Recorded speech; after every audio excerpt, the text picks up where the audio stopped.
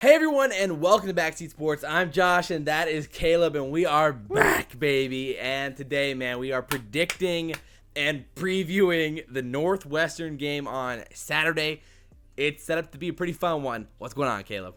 If you didn't know, we kind of lost one last week What? on national No. television for college game day. But that doesn't matter anymore. That's last week, Josh. It's in the past. That's last week. We got this week. We have a new focal point on Northwestern, the Wildcats.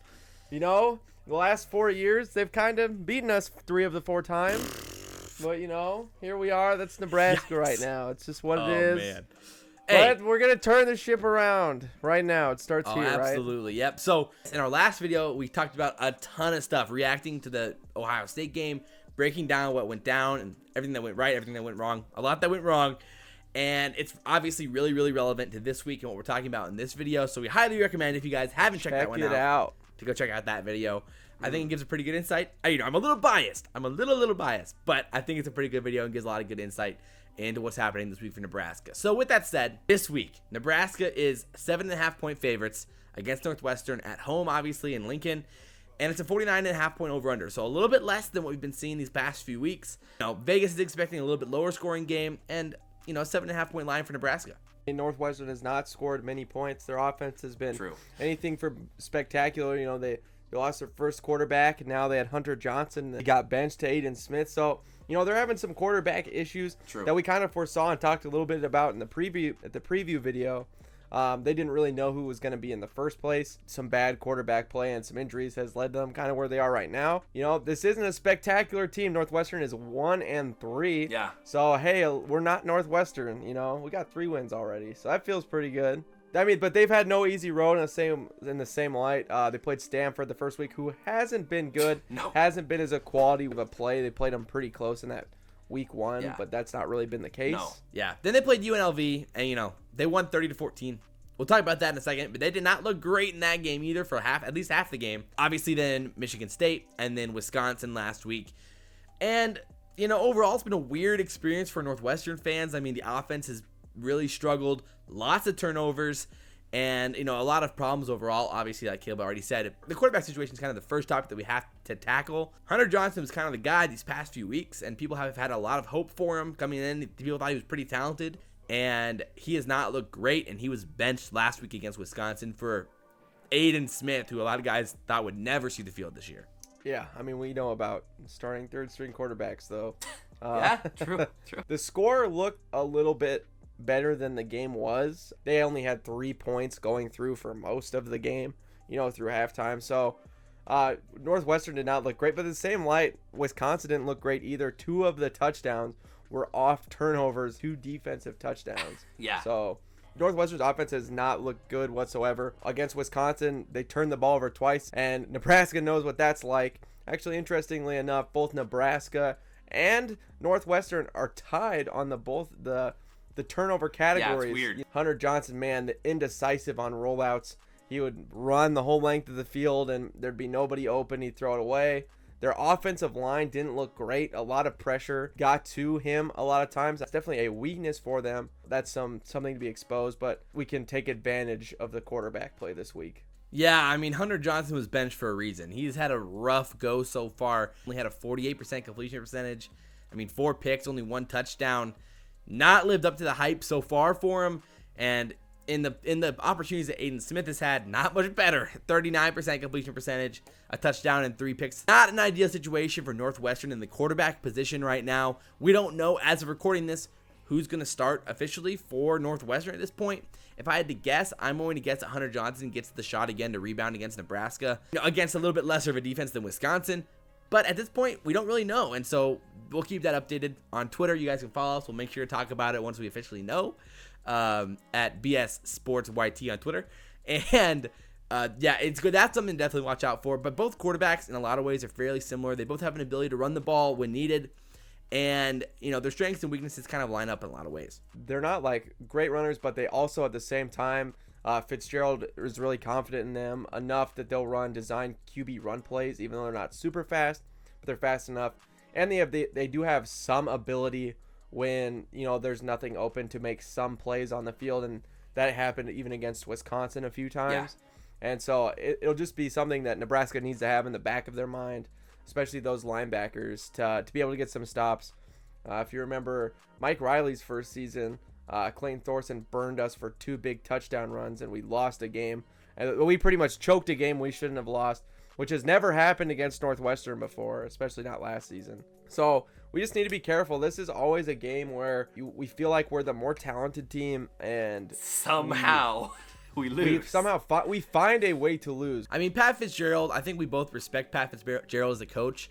He's taken some fire and some heat these past 2 years for a lot of his offensive decisions. I know against Michigan State, there was a lot of, issues with his game plan in general. He even took some shots at reporters after the game. Offensively, again, I mean, right now their playmaker for them has been a redshirt freshman running back, Drake Anderson, who's looked fairly competent so far and pretty explosive for an unexpected source. He's had 305 yards on the season, averaging about 5 yards a carry, so he's been pretty solid, and he's looked good against both Michigan State and Wisconsin, who are obviously stout rushing defenses. And so it'll be interesting to see how he performs in this game against Nebraska's beatable front seven. Obviously, we've looked decent against the run this year, but at the end of the day, Illinois and Ohio State have had their successes running the ball against us, and especially on the outside, where so far this year, that's where Drake Anderson has been most successful.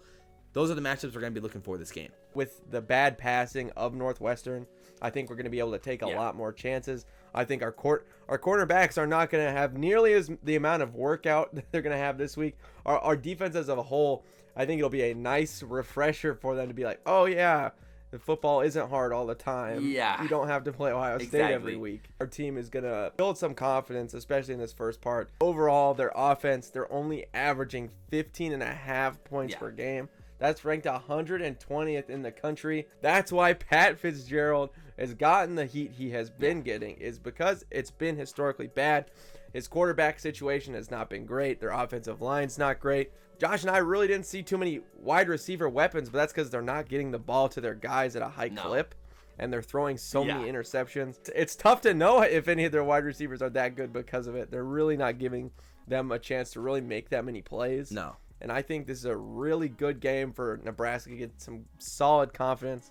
This is not the Northwestern team last year that made it to a Big Ten championship game. No, for sure. I mean, again, offensively, you have to give them a little bit of credit at least. I mean, they did play just back-to-back now, Michigan State and Wisconsin, who are two really good Big Ten defenses. So you have to come a little bit of slack, but at the same time, when you check the film out, and even against UNLV, they didn't look fantastic. I mean, they're pretty one-dimensional.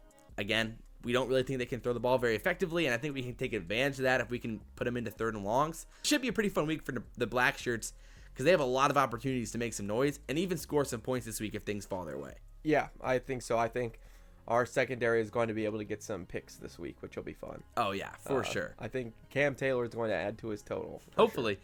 Yeah, I mean, defensively, Northwestern has shown some potential, some progress. They were able to hold Jonathan Taylor to 4.6 yards per carry, which for Jonathan Taylor, that's a pretty strong feat for Northwestern. I mean, he had 119 yards on 26 carries. They were stacking the box, though. Yeah. Again, that's for another video, but Wisconsin is beatable in that aspect where if you stack the box, you can make things happen. I think they're going to struggle against a more balanced offense. I mean, again, like we just said, they played Wisconsin and Michigan State these last 2 weeks, who are two of the least bad passing teams. Exactly, who are two of the least two-dimensional or the most one-dimensional offenses in the Big Ten against UNLV, who's the only spread offense they've played all year. UNLV was having some success, especially in the first half, until the turnover bug started catching wind of UNLV. They were literally beating them to the edges. They broke off a handful of big plays in that game. There's going to be some big-time opportunities for Nebraska's playmakers offensively in this game, and I'm excited for it. UNLV actually had 210 rushing yards on Northwestern, and that's because, they were able to spread them out just a little bit more.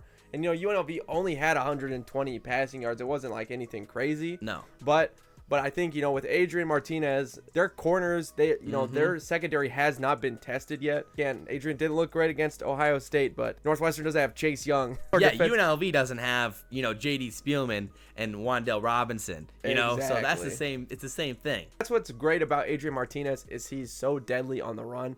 You have to respect him there. Yep. That's going to take away a secondary player, a linebacker, just to be focused on him most of the game. Northwestern's scoring defense, they only allow scores 2/3 of the time. time in the red zone. And Nebraska's offense only scores, 77% of the time in the red zone, which is not good. Obviously, a lot of that comes down to kicking. We are terrified of it for good reason. Man, our special teams has been so bad. Yeah. Oh, I say it every week, but it doesn't get any better.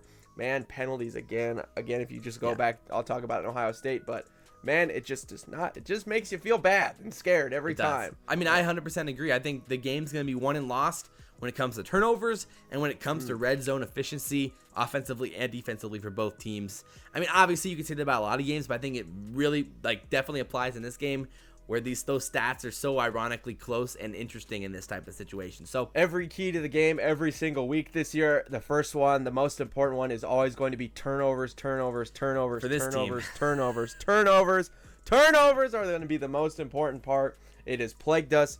As we've said last video, Adrian Martinez is tied first in the country for letting loose the ball, which just can't happen. So obviously those 3 picks last game, which absolutely ruined all hope of us having a chance against Ohio State. We didn't fumble. All right. We didn't fumble, but picks, picks are the same difference. Exactly. So, good on Dedrick Mills for not dropping the ball last week. Apparently, we said he was carrying it around. It was what needs to happen because the ball is life. And Amen. we can't turn it over. I don't think Northwestern should have a chance at us this week. I do not think that they are close to the better team. I know Pat Fitzgerald's going to scheme, and he's going to try to muddle the game up, but I think our offense is too much, and I think theirs is too weak. But turnovers are going to make this a game. We just keep dropping the ball, and until it stops, I just don't know. Yeah, again, I mean, Wisconsin had 2 turnovers in that game, and it let Northwestern sneak back into it, even though, I mean, Northwestern handed them the game themselves. Exactly. That's where Northwestern's chances are going to lie, is forcing turnovers, forcing Martinez to make bad decisions, and where we've been all year long. There's kind of 2 outcomes for this game. It could feel like a Illinois game where we just dominated the whole thing except for the turnover category, and the game is close solely because of it, and let a bad team hang around. Or we can really put this game away and really make a definitive stomping of Northwestern, which is where I think this game should be heading. Well, the second, obviously, the key is Martinez. I don't think that they have a great secondary. Their linebackers looked really slow, which we'll talk about. That's our next thing. But I think there's a lot of chances. I think J.D. Spielman is going to be able to eat, and he's going to have a lot more than 1 catch this game. Yes. I think Wan'Dale Robinson, they're going to really be able to get open. They're speedy. And I think with some accurate passing, if that happens this game, I believe we can really run away with this one. Yeah, and it'll be really exciting and make everybody kind of breathe a sigh of relief. It's like, oh, we're not that bad. Yeah, for sure. Again, the final thing that we really need to talk about again is Northwestern's, well, honestly, both teams' linebacking cores, specifically the outside linebackers covering the flats and covering that open space in the zones. Northwestern, again, has been exposed on the outside this season. UNLV especially exposed them in that sense. When they were spread out and those guys had to make the plays on the outside by themselves, they were in trouble. And UNLV took advantage of that space and that opportunity. And I think Nebraska's going to be able to do the same thing. But in the same instance, again, our outside linebackers, Nebraska's outside linebackers have to make plays on Drake Anderson if we want to, really run away with this game. A lot of the battles can be won in those areas. Mo Washington and Wan'Dale Robinson and Adrian Martinez are all going to have a really, really, really nice chance to rip some big plays off. And J.D. Spielman as well. J.D. Spielman, I think, with some, wide receiver screens, some jet sweeps, all of that is going to really hurt this Northwestern team. And I really think that that's going to play to our strengths and be able to really move the chains pretty well. The last thing that both of us really want to see is third down efficiency once again, offensively and defensively. Offensively, yes, we were 4 for 12 last week. We need to get back up into that 50% range against a defense that we can expose. We need to be hovering in that 40-50 percentile range, and that's where I think both of us will be pretty happy. Defensively, I mean, Ohio State went for 10 for 13 last week. We can't be having that against Northwestern. No. Obviously, we're hoping to keep them below 40%, and if we can, we're going to be in pretty good shape heading into this week. So, with that, I think we move into predictions. I've got us winning pretty handily this week. I've got us winning 42-17. Offensively, I think Adrian Martinez is going to prove he's Adrian Martinez, not Taylor Martinez, and he's going to get over that turnover bug this week. Please. Yeah. Please. Exactly. Josh, do you remember? I mean, Well, I was talking about this, but man, I just don't want to be swindled again. If you remember, after Taylor Martinez's freshman year, the hype. Sports Illustrated ranked him again like 3rd or 4th on the Heisman watch list. It was all over everywhere. It was the same deal, and he just could not deliver. I don't know what it is, but I hope that that is not the case with Adrian. Just please be the quarterback we know that you can be. You're a better thrower than Taylor Martinez. I just want him to prove it this week. Yeah. I think if he's decisive against this team, he's going to really be able to expose a lot of holes in this 1-3 Northwestern team. Yeah, for sure. And again, offensively, Mo Washington, Wandale Robinson, they're going to dominate on the edges in this game. And we're going to put up a lot of points, whether that's jet sweeps on the ground or it's like screen passes or whatever it is. On the edges, we're going to get to the outside and we're going to dominate. Defensively, I think we're going to be getting a lot of pressure against Northwestern. I mean, we saw, obviously, Wisconsin and Michigan State. Their defenses are really good. They got pressure, and they got to Northwestern offensively. Both their quarterbacks, whoever was back there, was struggling.